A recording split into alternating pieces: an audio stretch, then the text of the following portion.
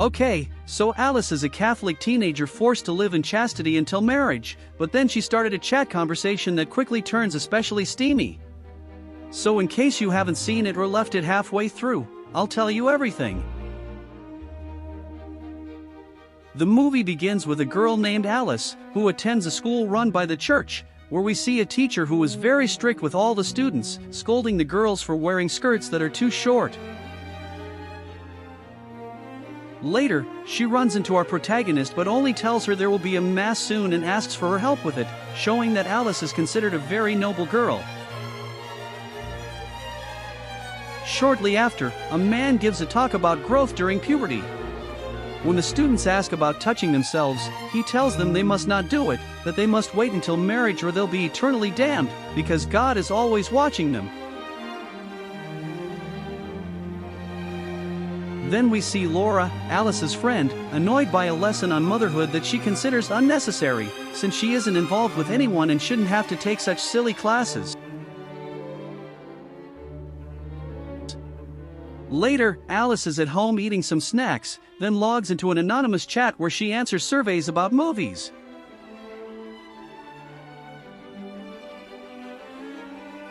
She's very engrossed in what she's doing when someone in the chat sends her explicit photos of him having sex with a woman, so the girl gets startled and quickly switches windows, as she had never seen such a thing in her life.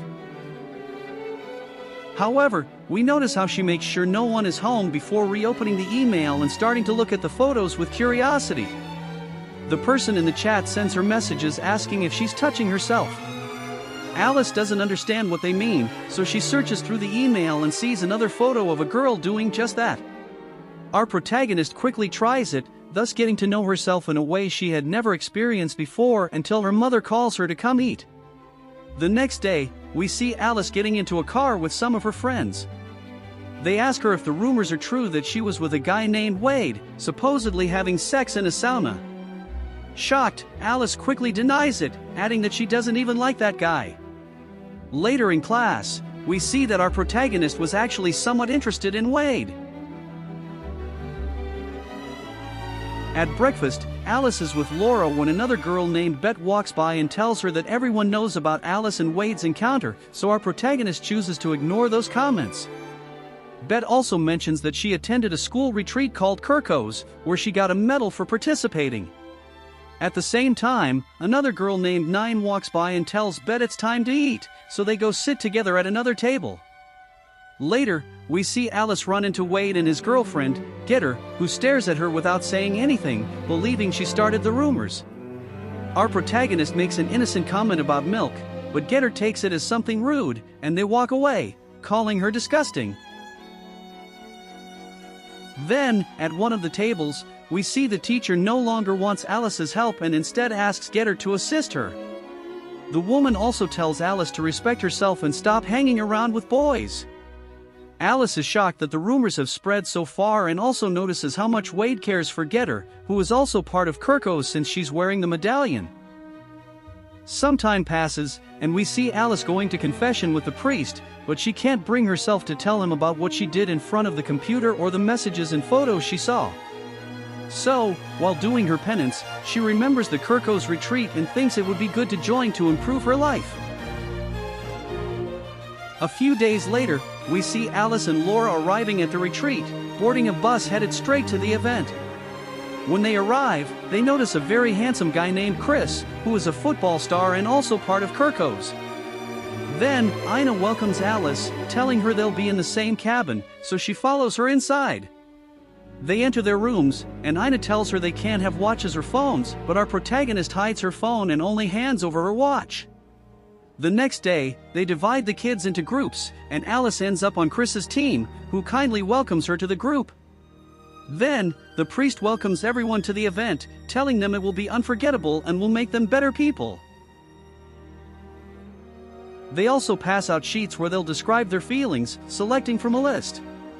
Alice picks several and notices that one of the options is horny. After thinking about it a bit, she decides to select it. Alice looks around and realizes she's one of the first to finish. She reflects on the option she chose and decides to erase it, but the pencil eraser doesn't work properly, leaving the mark still visible.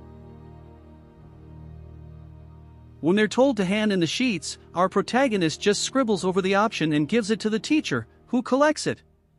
Later, Alice runs into Chris at breakfast, and we notice how much the girl is drawn to the boy's handsome hands.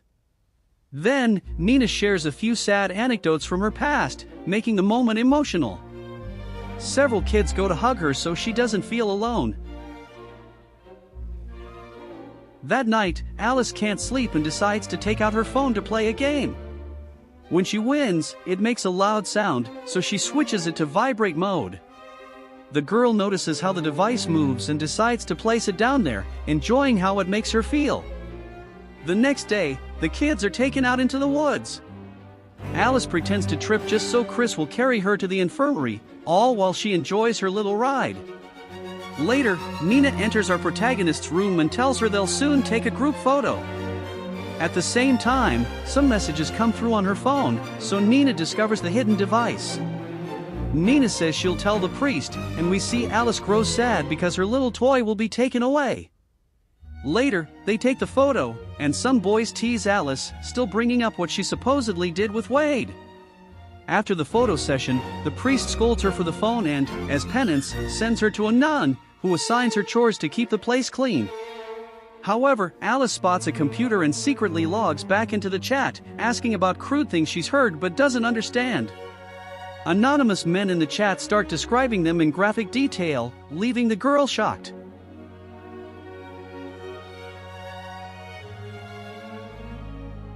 Soon after, she hears someone approaching, quickly turns off the screen, and presses the computer's power button, but we notice it doesn't fully shut down. Later, Alice's group gathers, and Chris asks everyone to share a sad story from their past. One by one, they tell their anecdotes. When it's Alice's turn, she wants to impress Chris, so she makes up a sad story about an imaginary dog that hung up its sneakers, died, at her house. Another girl starts crying because that actually happened to her, and Chris immediately hugs her while we see how jealous Alice feels. Soon after, the priest tells everyone he discovered someone used his computer because it wasn't properly turned off. Worse, they went into anonymous internet chats full of sin. He says there's no way to know who did it, but God knows. Then, the priest speaks privately with each kid. When it's Alice's turn, he brings up the horny option on her sheet. The girl doesn't know what to say as the man pressures her to be honest about her feelings. He also mentions he knows what she did with Wade, but she denies everything.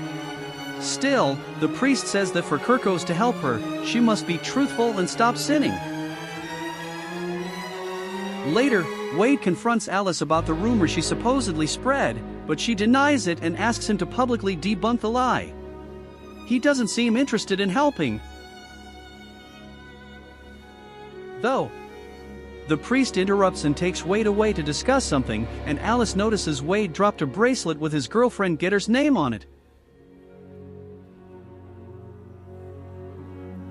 A while later, Alice is mopping the floor when she sees through the window how Nina is secretly making out with a boy and doing even more. This excites our protagonist, who starts touching herself with the mop handle until the nun arrives, forcing her to leave. In another scene, Alice tells Laura what she saw, but Laura doesn't believe her and says she's ashamed to be her friend because of the lies and the things she did with Wade. Later, while cleaning the laundry room, Alice goes to the computer and hides Getter's bracelet under the keyboard to frame Wade. But she hears the priest coming and hides. Then, she watches as the priest pulls up forbidden videos on his computer and starts touching himself, something she can't believe, staying silent to avoid being caught. Soon after, Alice sneaks out and runs into Chris, kissing him out of sheer arousal. But the boy gets scared and runs off. That night, the priest and others sing a nice song while Alice decides to leave, realizing many people do bad things but act like nothing happened. She enters a bar and orders a drink. Another woman talks to her, saying she used to be just as fearful, believing she'd go to hell for everything. The two bond, and Alice feels calmer.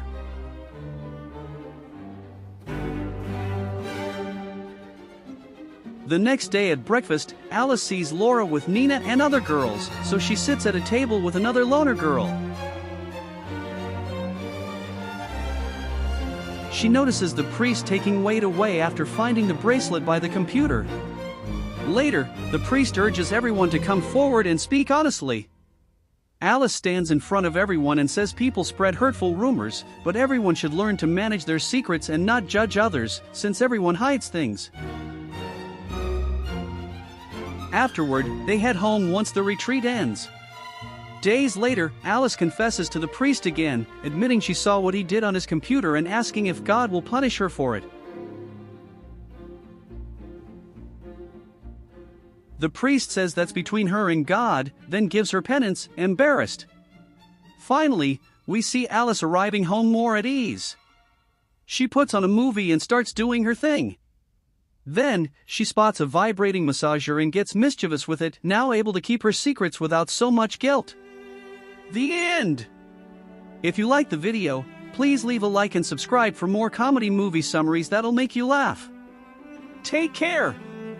See you later!